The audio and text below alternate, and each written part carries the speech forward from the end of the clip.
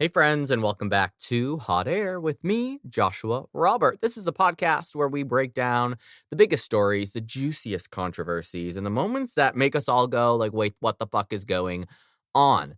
This week, we're going to focus on some more negative headline highlights that are affecting the queer community. And Friday, we're going to counter that with some more positive highlights that are also making headlines. Things that I think that you should know. Expect sarcasm. We're going to do a lot of context, history, and yes, the kind of brutally honest commentary that makes you think twice about what you read online. And before we get into it, don't forget to follow me on Instagram and TikTok at _hotairpod so we can keep up with the clips, the polls, the behind the scenes goodness. Also head over to hotairwithjoshuarobert.com to check out my merch, submit your listener stories and topic suggestions that you want me to tear apart. So grab your coffee, buckle up, and let's hit it.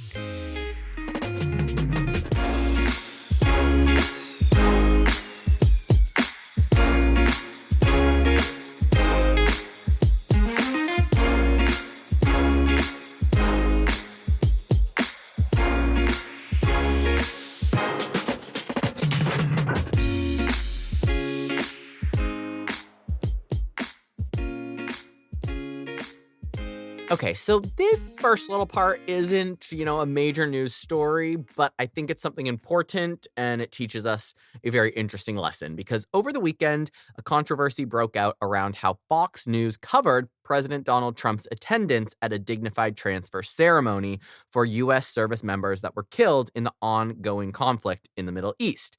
On March 7th, the bodies of 6 American service members killed in Kuwait were returned to the United States in a solemn ceremony that most networks covered live and accurately. But, no surprise, Fox and Friends, the network aired a clip that was not from the event. It was from a December 2025 dignified transfer of different personnel. And in those clips, Trump was shown without his baseball cap on that he wore during Saturday's ceremony.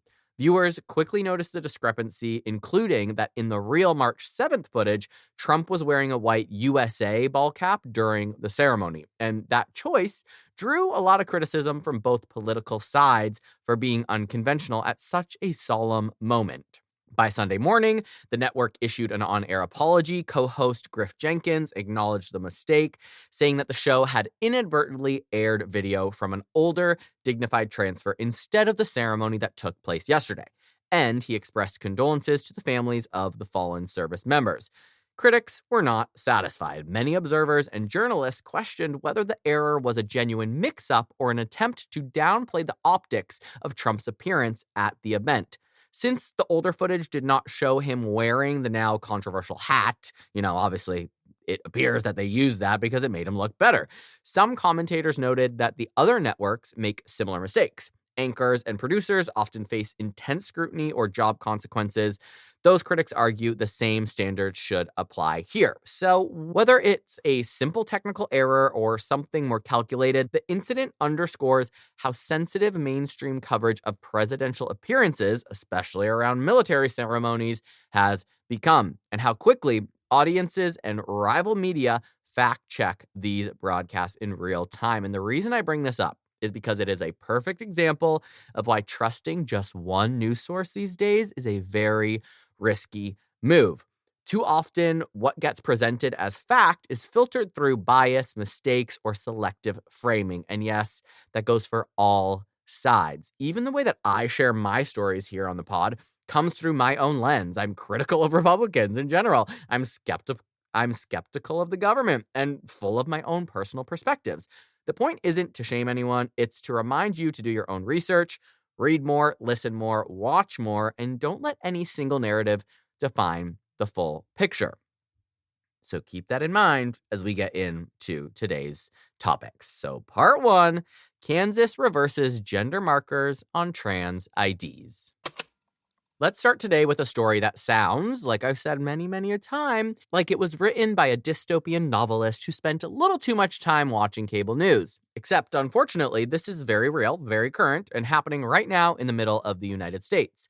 The state of Kansas has passed a law that essentially invalidates the driver's licenses and official identity documents of transgender residents who previously updated their gender markers to match their gender identity. And when I say invalidates, I mean the state literally decided that documents it had already legally issued to people no longer count.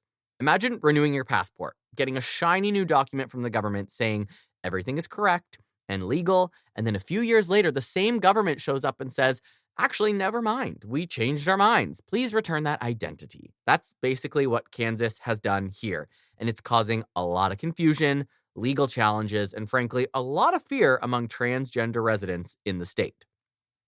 The law that triggered this mess is part of a broader legislative push that Kansas lawmakers passed in early 2026, requiring all state documents, including driver's licenses and birth certificates, to list a person's sex assigned at birth rather than their gender identity. Supporters of the bill say the change is about maintaining what they call biological accuracy in government records. Critics say the law is effectively erasing transgender identity from legal recognition and forcing people to carry identification that does not match who they are. According to reporting from the Associated Press, more than 1,000 transgender Kansans had already legally updated their driver's licenses before this new law took effect.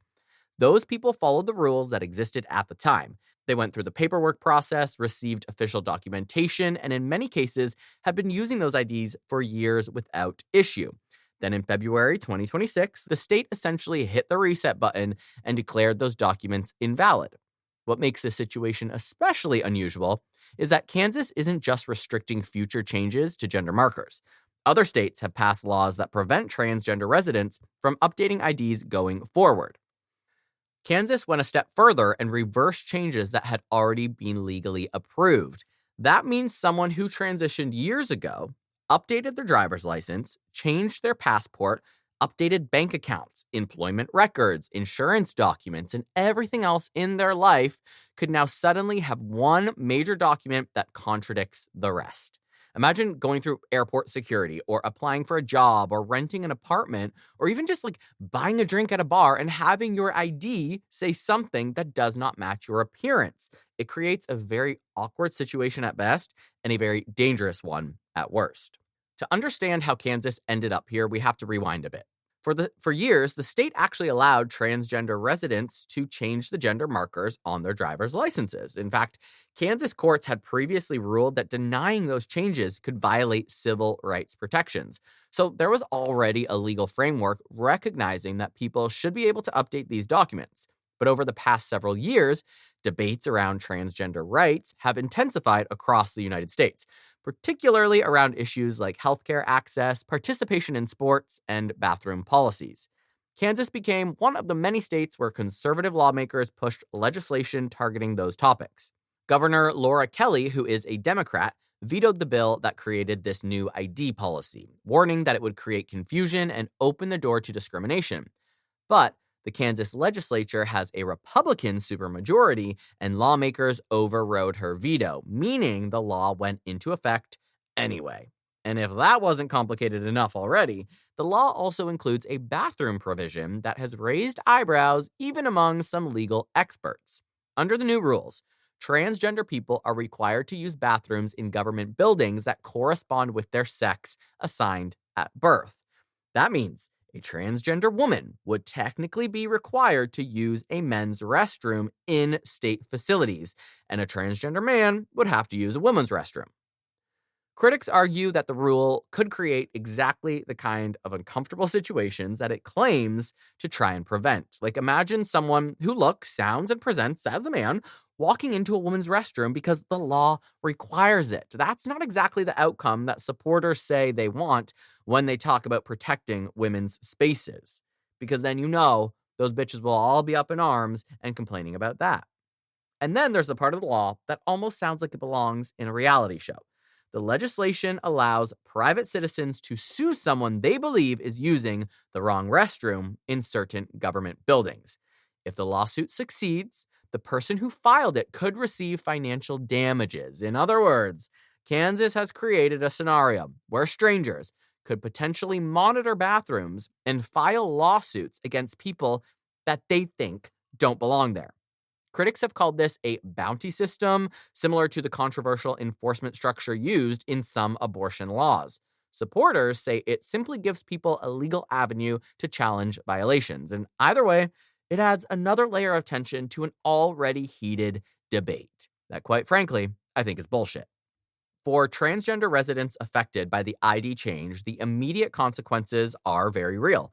Some people receive notices from the Kansas Department of Revenue informing them that their driver's licenses were no longer valid and would need to be replaced.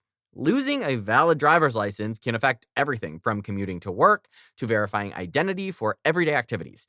Advocacy groups warn that forcing transgender people to carry IDs that don't match their identity could increase the risk of harassment or discrimination. It also raises privacy concerns because an ID that lists the wrong gender marker can effectively out someone as transgender every time they present it. So imagine you are a transgender woman and you are going to a bar and you need to show your ID to get in and it says male. And now people know you're trans and they may be transphobic. That just creates more violent and scary situations. Not surprisingly, lawsuits were filed almost immediately after the law took effect.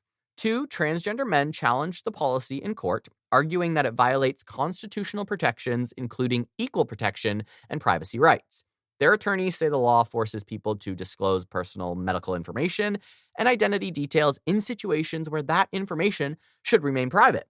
The legal battle is likely to take months or even years to resolve, and it could eventually reach higher courts depending on how judges rule. I'd be very surprised if this didn't go all the way to the Supreme Court. The Kansas situation also highlights a broader national trend.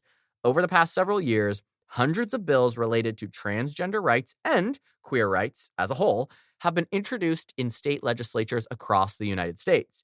Some focus on sports participation, others on healthcare access, and still others on education policies. The ID issue is slightly different because it deals with something very fundamental, which is just legal identity. Driver's licenses and birth certificates are the documents that the government use to recognize who someone is. Changing the rules around those documents has implications that extend far beyond a single policy debate.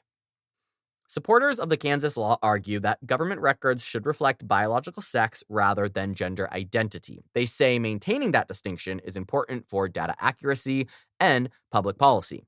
Critics argue that the law ignores the lived reality of transgender people and undermines years of legal precedent that allowed these updates in the first place. Civil rights organizations, including the American Civil Liberties Union, have signaled that they will continue challenging similar laws across the country. What happens next will largely depend on the courts. Judges could issue temporary injunctions blocking parts of the law while lawsuits move forward, or they could allow it to remain in effect during the legal process. And either way, Kansas has already become a focal point in the national debate over transgender rights. The outcome could influence how other states approach a very similar policy in the future. And that's really the big picture here. This isn't just about one state. As we know, I'm very passionate about just because I'm fine here. And I mean, if I was a woman, I could get an abortion here and other women cannot. Like, we should be caring about every single American in every single state, regardless of how they voted and how they identify. So this isn't just about one state or one group of residents. It's about how governments define identity and what happens when those definitions change. Laws about driver's licenses and birth certificates might seem boring on the surface, and frankly, it does seem boring, but they shape how people move through everyday life. They determine whether your ID matches your face, whether your documents align with your identity, and whether you can go about your day without explaining your personal history to absolute strangers. For many transgender people in Kansas, the sudden reversal of these documents feels like the government hitting rewind on their lives. And as the legal battle unfolds, the question now is whether the courts will let that rewind continue or press pause on the whole situation. And I, of course, will keep you updated as we hear more about this in the coming weeks. Part 2. USA Rugby bans trans women from women's teams. let's shift gears from government IDs and identity documents to another topic that somehow manages to ignite arguments on the internet faster than pineapple on pizza. We know how I feel about that, or oat milk versus regular milk, or whether Beyonce deserved Album of the Year. I could go on. We're talking about transgender athletes in sports. And this time, the sport making headlines isn't swimming or track or the Olympics, it's rugby. Yes, rugby, the sport where people who look like they could bench press a car sprint into each other at full speed and somehow call it a hobby. You will not catch me watching or playing rugby. Maybe watching for the tight pants, but you get my drift. USA Rugby, which governs the sport in the United States, announced in February that transgender women will no longer be allowed to compete in the women's division under a newly updated eligibility policy. The decision has stirred up a lot of reactions, and not just within sports circles. It's become part of a much bigger cultural and political debate happening across the country and around the world. Under the new policy, only athletes who were assigned female at birth can compete in the women's division of USA Rugby competitions. Transgender women, meaning the athletes who were assigned male at birth but identify and live as women, are no longer eligible for that category. Instead, the organization says those athletes can compete in what they call an open division, a category that allows participants of any gender identity or biological sex to play together. On paper, that might sound like a compromise solution, but in practice, critics say the open division may not have enough teams or opportunities to provide meaningful competition, especially in smaller leagues. So while technically the policy doesn't ban transgender athletes from the sport entirely, it does remove them from the division where they previously competed. And we know 1% of the population is trans. I can't imagine there's a buttload of trans female rugby players that are trying to be a part of USA Rugby. But USA Rugby says the decision is connected to evolving guidance from international sports bodies and the United States Olympic and Paralympic Committee. In other words, the change didn't happen in a vacuum. Over the past few years, the global sports world has been wrestling with how to handle transgender participation in competition, particularly at elite levels. The International Olympic Committee updated its framework for transgender athletes in 2021, shifting responsibility for eligibility rules to individual sports federations. That meant organizations governing each sport had to decide their own policies based on what they considered fair competition and safety. It's like sending, abortion laws back to the states. Rugby, which is a full contact sport involving intense physical collisions, became one of the first sports to adopt stricter limitations. To understand why rugby is such a flashpoint in this conversation, it helps to understand the nature of the sport itself. Rugby players are big, they are strong, and they mash into each other constantly. The game involves tackling, scrums, rucks, mauls, all terms that basically translate to organized chaos with shoulder pads on. But I don't know what any of those things mean. Just consider it a bunch of different terms for mashing into each other, because the sport involves significant physical contact. Some governing bodies argue that biological differences in size, strength, and muscle mass could create safety risks if athletes with male puberty advantages compete in women's divisions. That's the argument that supporters of bans typically make, that it's about protecting fairness and safety in women's sports. Which I think just that we can kind of all get on board with, because we know that women athletes are paid less. They don't get as much recognition. People don't buy their jerseys. They don't show up to their games. So we should be protecting the fairness and the safety of women's sports. But trans women are also women. Critics of the policy argue that the science is far more nuanced than that. Studies examining transgender athletes who undergo hormone therapy suggest that testosterone suppression significantly reduces muscle mass and strength over time. Some research indicates that after a year or more of hormone therapy, certain athletic performance measures begin to align more closely with cisgender women. But the research is still developing, and sports organizations have struggled to agree on universal standards. The result is a patchwork of policies across different sports. Swimming has one set of rules, track and field has another, cycling, soccer, weightlifting, each has its own framework. Rugby's new policy is one more piece of that very complicated puzzle.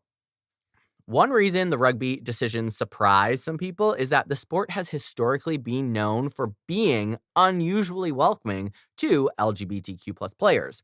Rugby culture in many countries has long embraced inclusivity in ways that other sports have sometimes struggled with. There are dozens of openly gay rugby clubs around the world, and organizations like International Gay Rugby host tournaments specifically celebrating LGBTQ plus participation within the sport. These events attract players from multiple continents and emphasize the idea that rugby is for everyone. Some fans even joke that rugby has the friendliest locker room in sports when it comes to queer athletes. The jokes I can make, but won't because this is serious. That reputation is part of why the new rule has generated backlash from some within the rugby community itself. Several inclusive rugby clubs in the United States have spoken out against the policy, arguing that it contradicts the sport's tradition of openness. Some teams have suggested they may shift competitions into the open division voluntarily as a way to support transgender teammates. Others worry the change could discourage LGBTQ plus athletes from participating in rugby at all. One club representative told reporters that the policy feels like a step backward for a sport that has worked hard to build an inclusive culture. And of course, at the same time, supporters of the policy say it reflects the reality of competitive sports. They argue that women's divisions were originally created to provide opportunities for female athletes in a world where men historically dominated sports. From that perspective, maintaining a category specifically for people assigned female at birth is seen as necessary to preserve competitive balance. Advocates for stricter policies often point to high-profile controversies in other sports, like the debate surrounding transgender swimmer Leah Thomas in NCAA competitions a few years ago. Those cases brought national attention to the issue and intensified pressure on sports governing bodies to clarify their rules. Now, the broader political context also matters because over the past several years, dozens of U.S. states have proposed or passed legislation related to transgender participation in school sports, and some of those I've talked about on previous episodes. But many of those laws restrict transgender girls from competing on girls' teams at the kindergarten to grade 12 level. The issue has become a major talking point in national political debates, particularly during election cycles. As a result, sports organizations often find themselves caught between competing pressures from lawmakers, athletes, fans, and advocacy groups. It's a lot of people to please with a lot of different opinions. USA Rugby's decision reflects that complicated environment. The organization said its policy aims to balance inclusion with fairness and safety. But, as often happens with compromise solutions, neither side of the debate is entirely satisfied. Some LGBTQ plus advocates say the policy still excludes transgender women from meaningful competition. Some critics of transgender participation argue the open division doesn't go far enough and that transgender women should compete only in men's divisions, which that's just opening a whole new can of worms. The result is a policy that attempts to walk a tightrope between two very passionate positions. One interesting aspect of this debate is how small the number of transgender athletes actually is at elite levels of competition. Many sports organizations report only a handful of transgender participants across entire leagues, yet the issue receives enormous media attention and political focus. Some analysis say that is because the debate touches on larger cultural questions about gender, identity, and fairness. Sports become the arena where those philosophical questions play out in very visible ways. Another factor is the role of the Olympics, because rugby is an Olympic sport. Policies adopted by national governing bodies can influence international competition rules. The Olympic movement has been grappling with how to address transgender participation for more than a decade. Early policies required athletes to undergo gender-affirming surgery and maintain specific testosterone levels for years before competing. Later revisions relaxed those requirements, emphasizing inclusion while still allowing sports federations to set sport-specific standards. As a result, different Olympic sports now have different eligibility rules reflecting the unique physical demands of each discipline. For transgender athletes themselves, these policy changes can be deeply personal. Many have spent years training and competing in a sport they love, often at amateur or semi-professional levels, where participation is about community as much as it is about competition. When rules change, those athletes sometimes find themselves suddenly ineligible for the divisions where they previously played. That can mean losing not only competition opportunities, but also social networks built around their teams. Some athletes have described the experience as feeling like the ground shifted beneath them overnight. On the other hand, many female athletes and advocates for women's sports say the conversation is necessary. They argue that maintaining fairness in women's competitions is crucial to protecting opportunities for female athletes. Some have expressed concern that without clear boundaries, women's sports could face challenges similar to those that originally led to separate divisions decades ago. The debate often becomes emotional because both sides frame their arguments around fairness. Fairness for transgender athletes seeking inclusion, and fairness for cisgender women seeking equal competition. As this debate continues, rugby policies will likely evolve along with scientific research and international guidelines. Sports governance has always been a moving target, adapting to new information and social changes. There was a time when professional sports barred women entirely, and a time when racial segregation was common in leagues, and a time when openly gay athletes were almost non-existent in major competitions. Every era eventually forced sports organizations to revisit their rules and values. For now, the USA Rugby decision represents one chapter in that ongoing story. The organization has said it will continue monitoring research and policy developments to ensure its rules remain aligned with international standards. Whether that leads to further adjustments remains to be seen. What is certain is that the debate over transgender athletes in sports is far from settled, and nor will it be for a hot minute. It touches on science, identity, law, and culture all at once, which is why it keeps resurfacing in headlines. And if you zoom out, the rugby decision illustrates something bigger about how societies handle complex issues. Sports often become a testing ground for cultural change because they are highly visible and emotionally charged. Fans care deeply about fairness in competition. Athletes care deeply about the opportunity to compete. When those values collide, the result is a debate that extends far beyond the field, the court, or in this case, the rugby pitch. So while USA Rugby's policy might sound like a niche sports rule affecting a relatively small number of players, it's actually part of a global conversation about how we define categories in competition and how we balance inclusion with fairness. And like most conversations about gender and sports right now, it's one that probably isn't going away anytime soon. And when I try to think about my opinion on all of this, I go I don't see any 6'7" trans women who are 100 pounds heavier than these other players. They all, not that I pay attention to sports. I really don't want to put my foot in my mouth here.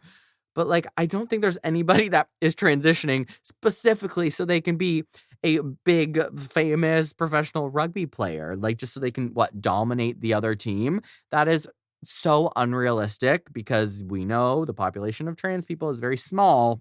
But until I see somebody that is attempting to be on the women's team that clearly has, way more muscle mass or is far taller or seems like they have an advantage on the field, then what's the point in being concerned? However, if that was a cisgender woman, a woman who was born female and remains female, and that woman was 6'7", 250 pounds. I don't know. I don't really know how much female rugby players weigh, and super, super muscular, and all these stereotypes that they give to transgender women, but was a cisgender woman, would they be complaining?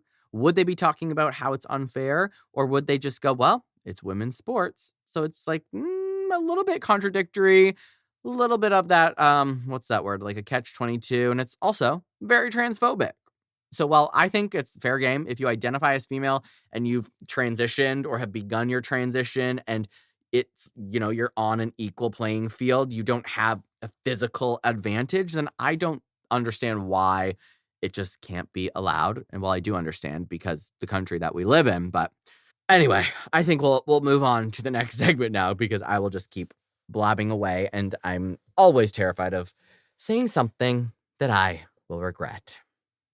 So, we got part 3.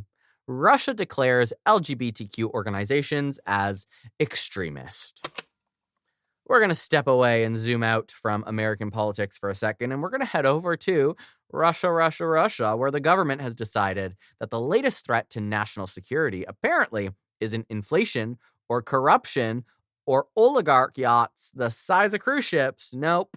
According to the Russian government, the real danger facing the nation right now is the LGBTQ plus community. We are pretty cunty and savage, but get it together, Russia.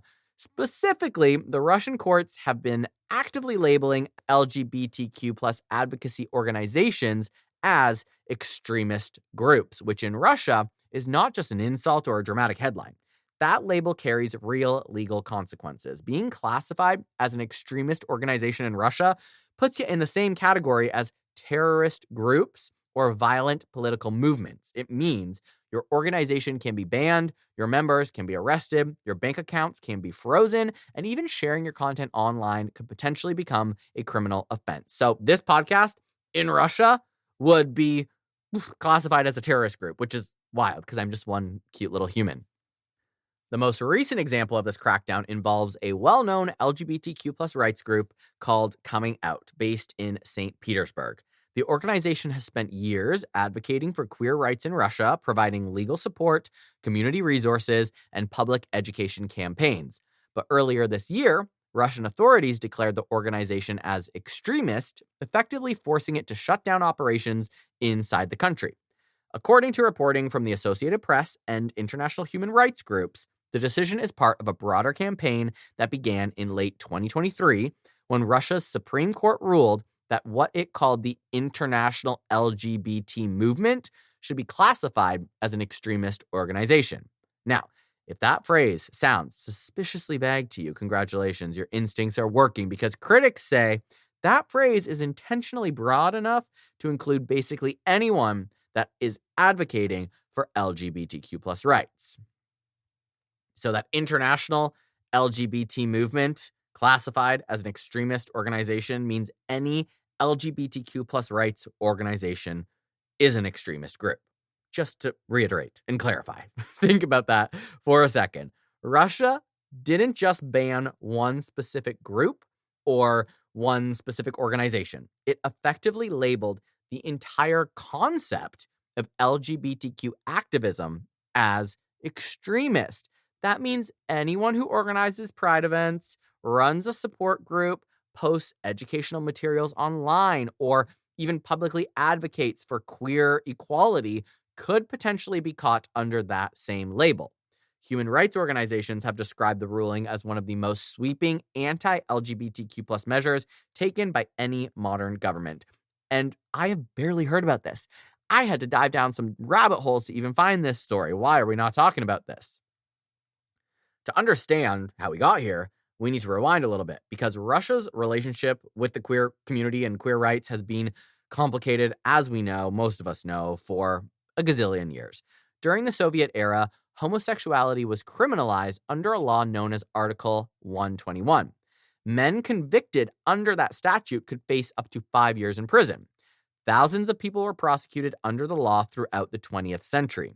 When the Soviet Union collapsed in 1991 and Russia transitioned into a new political system, that law was eventually repealed in 1993. For a brief moment in the 1990s and early 2000s, it looked like Russia might slowly move toward greater tolerance. LGBTQ plus organizations began forming, activists held small pride events, international human rights groups started working with local advocates. But that brief window of progress did not last very long. When Vladimir Putin consolidated power in the early 2000s, his government began emphasizing what it described as traditional Russian values. That phrase became a kind of political catch-all used to oppose various forms of social change. LGBTQ plus rights quickly became one of the most visible targets. In 2013, Russia passed a law banning what it called propaganda of non-traditional sexual relationships to minors. The law was widely criticized internationally because its wording was extremely vague. In practice, it allowed authorities to fine or arrest people for things like displaying rainbow flags, holding pride marches, or even discussing queer issues in public spaces where minors might be present. So, like if you were flying a rainbow flag and a child walked past your house or your place of business, you could be charged. That law sparked global outrage at the time, particularly because it was passed just before the 2014 Winter Olympics, which were in Russia, I think, in Sochi. Sochi? Yes. Activists around the world called for boycotts and protests, arguing that Russia was hosting a global sporting event while simultaneously restricting the rights of queer citizens. The Russian government insisted that the law was simply about protecting children from inappropriate information. Does that sound familiar? I think Mr. Trump has taken a page out of Mr. Putin's book.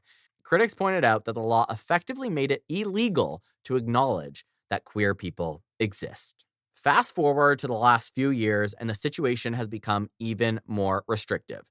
In 2022, Russia expanded its propaganda law to apply not just to minors, but to adults as well.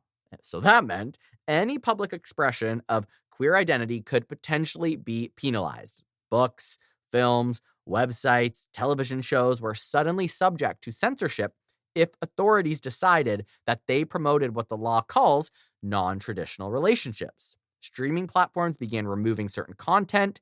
Bookstores pulled titles from shelves. Even social media posts could fall under scrutiny. Again, this entire podcast, I'd be in prison. I'd probably be dead, but definitely in prison. Now, the extremist designation takes things to a whole nother level entirely.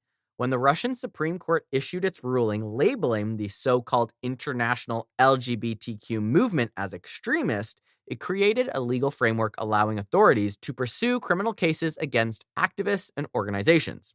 In Russia, participation in an extremist organization can carry serious penalties, including prison sentences. Even displaying symbols associated with extremist groups can be illegal. So if LGBTQ activism is categorized as extremist, that raises the possibility that things like rainbow flags or pride symbols could be interpreted as extremist imagery. Human rights groups say the ruling has already had a chilling effect across the country. LGBTQ organizations that once operated semi-openly have shut down or moved their activities underground. Some activists have fled the country entirely, seeking asylum in Europe or other regions. Others remain in Russia but operate quietly, avoiding public gatherings or online visibility. One activist interviewed by international media described the situation as living under a cloud of constant fear, where even a supportive Instagram post could potentially lead to legal trouble. The crackdown also reflects broader political dynamics within Russia. In recent years, the government has increasingly framed itself as a defender of conservative social values in opposition to what it describes as Western liberal ideology. LGBTQ rights have become a symbolic issue in that narrative.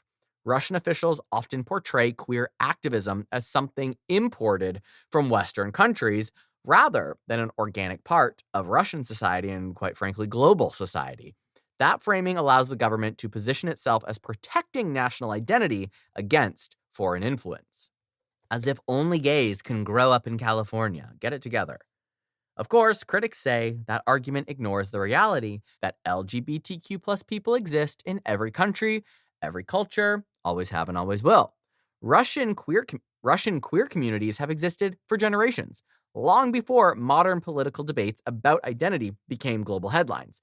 What has changed is the legal environment that is surrounding them. Under the current framework, simply organizing a community group or hosting a pride event could potentially be interpreted as extremist activity. International reaction to Russia's policies has been sharply critical. Human Rights Watch, Amnesty International, and other advocacy organizations have condemned the extremist designation as a violation of basic human rights. European leaders have also criticized the policy, arguing that it targets individuals based on identity rather than behavior. Some governments have offered asylum pathways for Russian LGBTQ activists who feel unsafe remaining in the country. The situation also raises complicated questions about how international companies operate in Russia. Streaming platforms, publishers, social media companies, they now must all navigate local censorship laws if they want to continue operating there. That sometimes means removing queer content to comply with regulations. Critics argue that such compliance effectively enables discrimination, while companies often respond that refusing to follow local laws could result in their services being banned entirely. Inside Russia, public opinion on queer issues is very mixed. Polls conducted over the years suggest that many Russians hold conservative views about sexuality and gender identity, though attitudes vary significantly across generations and urban versus rural areas. Younger Russians in major cities tend to express more tolerant views than the older populations in rural regions, but the government's messaging and legal policies play a major role in shaping public discourse. The extremist ruling represents one of the most dramatic escalations in Russia's anti-LGBTQ policies to date. By labeling activism itself as extremist, the government has created a legal framework that could potentially criminalize a wide range of activities that would be considered normal civic engagement in many other countries. The long-term impact remains very uncertain. Some analysts believe the crackdown may push queer communities further underground while strengthening networks of solidarity among activists. Others worry it could lead to increased arrests and prosecutions in the years ahead. So for now, the reality for many queer Russians is that daily life has become more precarious. Organizations that once provided legal aid, mental health support, and safe community spaces are disappearing. Activists who once spoke publicly about equality now face the risk of being labeled as extremist, and a community that has spent decades fighting for recognition is once again confronting the possibility of invisibility under the law. When you step back and look at the broader global picture, the Russian crackdown highlights how dramatically LGBTQ+ rights can vary from one country to another, and how it can vary from those countries internally within the countries also very quickly. In some places, governments are expanding protections and legal recognition. In others, like Russia, the trajectory is moving in the opposite direction. The classification of LGBTQ activism as extremist isn't just a bureaucratic decision. It fundamentally changes how the law treats an entire community and the people who advocate for it. And that's why this story matters far beyond Russia's borders. It raises questions about freedom of expression, civil rights, and the role that governments play in defining acceptable identities within their societies. Whether those policies remain in place long term will depend on political shifts within Russia and continued pressure from international organizations. But I don't think Russia gives a fuck, and Putin's going to keep doing whatever the hell he wants to do. But for now, the message from Russian governments is very, very clear. LGBTQ activism is no longer just controversial there. It's officially considered a threat to the state. Part 4. Pixar removes LGBTQ storyline. All right, let's pivot from that Russia drama and get to something a little bit more, animated. And by animated, I mean literally animated. It's Pixar, okay? You know, the studio that gave us Toy Story, Inside Out, and Lightyear. Movies that made us cry, laugh, and question why our childhood toys never had as much personality as Woody and Buzz. My favorite was the dog. What was the dog's name? Slinky dog. I forget his name. And the dinosaur, whose name I also forget. Was it Rex? He was oh my God, he was so cute. So funny. Those are my two faves. But anyway, this isn't about me. In February 2026, which just happened in case you were unaware, Pixar made a move that had the queer community raising eyebrows, tweeting hot takes, and getting a little emotional over the fate of a single animated scene. Here's the scoop. A scene in a recent Pixar production that included a minor queer storyline was reportedly removed before the film's wide release. According to insiders, the scene involved a character casually mentioning their same-sex partner in a way that felt organic and non-exploitative. Just part of the everyday world building that Pixar loves to do. But studio executives allegedly decided to cut the scene to avoid controversy in international markets where queer content is either banned, like Russia, heavily censored, like Russia, or considered politically sensitive, like Russia. The scene wasn't central to the plot, and no major character arcs were affected, but its removal sent a clear message, which is Pixar, for now, is playing it safe. Let's put this into context. Pixar has a long, somewhat complicated history with queer representation. For years, fans have been clamoring for queer characters in Pixar films, and the studio has slowly responded. Remember Onward? That 2020 film included a single line where Officer Spectre mentioned her girlfriend. Her girlfriend. It was a brief line basically like, hey, my girlfriend and I, dot, dot, dot. But it was revolutionary for a Pixar movie, and social media lost its mind in a good way. Then there's Lightyear, which came under fire in 2022 for including a same-sex kiss between two characters that were like minor to the story. That kiss sparked a ton of backlash in some conservative countries and here in America, and it was heavily edited or removed in some regions for the international release. So Pixar has been walking this tightrope for years, how to include queer representation while maintaining global box office appeal. And I get it.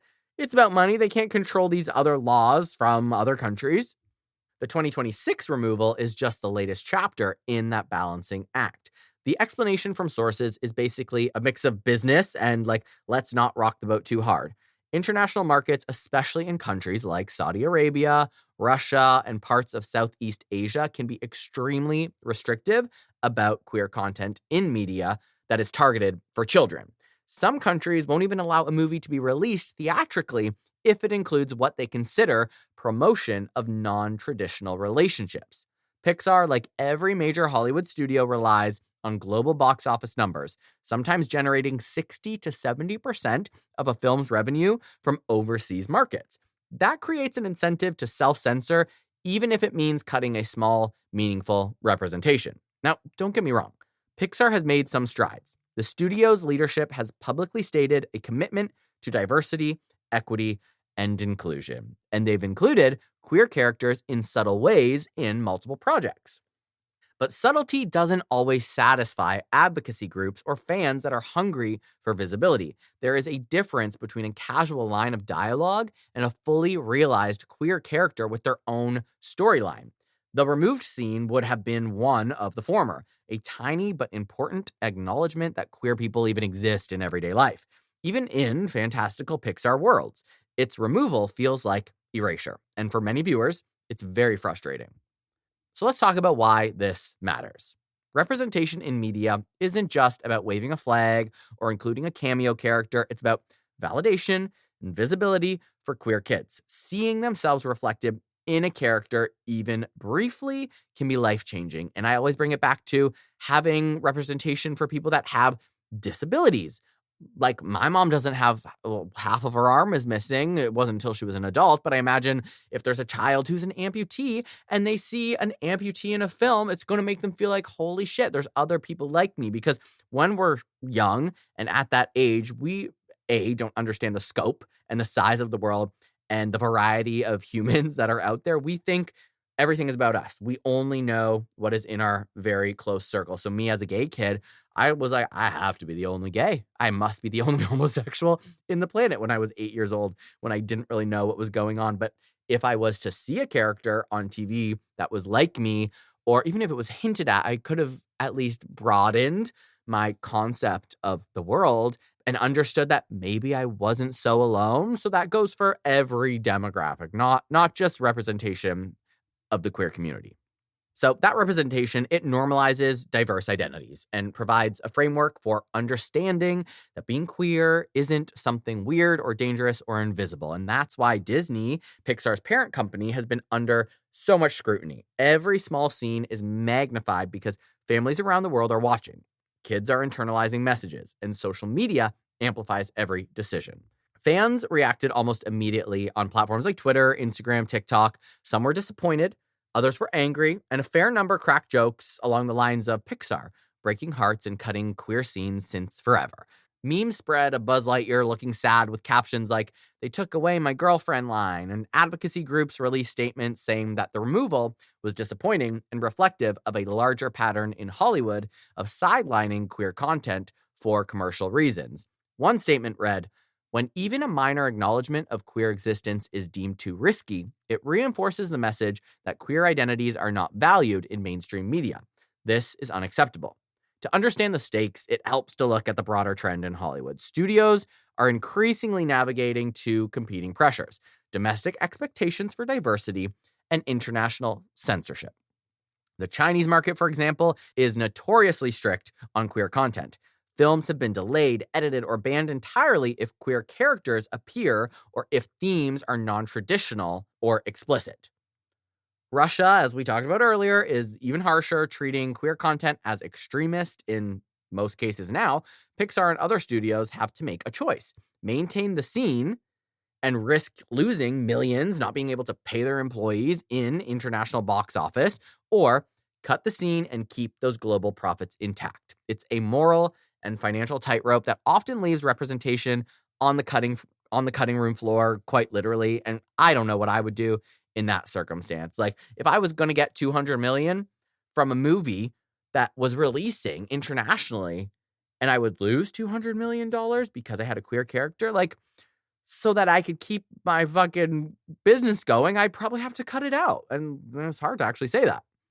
The backlash isn't just about economics, though. Like, it's about cultural signaling that's being sent. When a studio like Pixar, which has an outsized influence on childhood imagination and values, removes queer content, it reinforces the idea that queer identities are optional, negotiable, or less important. And critics argue that this sends the wrong message to young audiences. And let's be honest, Pixar isn't exactly a low-stakes operation, okay? They set trends. Their approach to representation often dictates how other studios handle similar issues. So when Pixar pulls back, the ripple effect could influence the entire industry. Interestingly, the internal debate at Pixar reportedly mirrors the external one. Some executives and creatives argue that even a small line can matter and that avoiding it undermines the company's stated commitment to diversity. Others point to the harsh realities of international distribution and corporate revenue expectations. It's a tug of war between artistic integrity, social responsibility, and business. And while the decision to cut the scene may make sense in balance sheets, it frustrates employees and fans who care about progressive values. Historically, animated media has been slow to represent queer characters. In the 1980s and 90s, queer representation was either coded, hidden, or entirely absent. Subtext often replaced outright acknowledgement, and queer characters were rarely heroes. That began to change in the 2010s, slowly but steadily, as audiences demanded more authentic inclusion. Disney, Pixar, DreamWorks, and others began experimenting with subtle lines, background characters, and eventually some leading roles. But each inclusion is scrutinized, it's debated, and in some cases, excised. The 2026 Pixar scene removal is a reminder that this struggle is ongoing, even in supposedly progressive spaces. Some argue that Pixar's cautious approach is actually strategic. By introducing queer characters in small ways and gradually normalizing their presence, the studio can expand representation over time without provoking international bans. That's true to an extent, but it also raises the question, at what cost and how fucking long is that going to take? If kids never see themselves reflected in media that they consume daily, if queer narratives are consistently minimalized or erased, the gradual approach risks never reaching the point where visibility is even meaningful. So what is our takeaway here? Pixar is operating in a global, high-stakes environment where every creative choice intersects with economics, politics, and social responsibility. It's got to be heavy over there at Pixar. They want to include some queer content, but they got to balance that with profit pressures and international censorship laws so that they can keep making more movies. The removal of this small scene might seem small on the surface, but symbolically, it represents a tension that every major studio faces: how to be progressive, inclusive, and profitable all at once. It's a reminder that representation isn't just about creative intention, it's about the messy, complicated world of corporate decision-making, geopolitics, and cultural perception. At the same time, the reaction shows how audiences have changed. Fans now expect authentic inclusion. Social media ensures that even the tiniest cutscene becomes a national talking point. Advocates are using this moment to push for more robust, unapologetic queer representation in media. They argue that major studios like Pixar should take risks rather than hide the financial safety net of self-censorship. In the end, Pixar's removal of the queer scene highlights a reoccurring theme across all of these news stories that we are covering, which is visibility and representation matter. Whether it's transgender IDs in Canvas, or bullshit in Russia, or trans athletes being banned from rugby, or this Pixar story, these decisions have real-world consequences. They influence how communities see themselves, how society validates identities, and how young people grow up understanding who they are and where they fit in the world. And in 2026, erasing visibility isn't just a creative choice. It's a political and cultural statement that everyone will notice. And for now, that is a wrap for this week's dive into the world of LGBTQ plus news. We covered a lot. And as I mentioned, we are building a new podcast studio, a whole space, which I'm very excited about. I will be sharing it with you. I will be getting back to video versions of the pod, back to posting all my reels on April 1st to celebrate the 1-year anniversary of the podcast. So I'm coming back visually soon, not just my voice. You can look at my noggin on the gram and TikTok.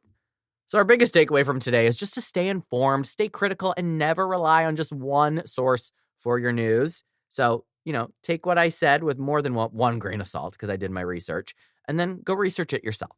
Also, don't forget to follow me on Instagram and TikTok at _hotairpod. Visit my website, hotairwithjoshuarobert.com, to shop my merch, submit your listener stories, or suggest topic suggestions, or send in your topic suggestions. And that's it from me today. So stay informed, stay smart, stay strong, and stay visible. And with that, I will see you next Tuesday.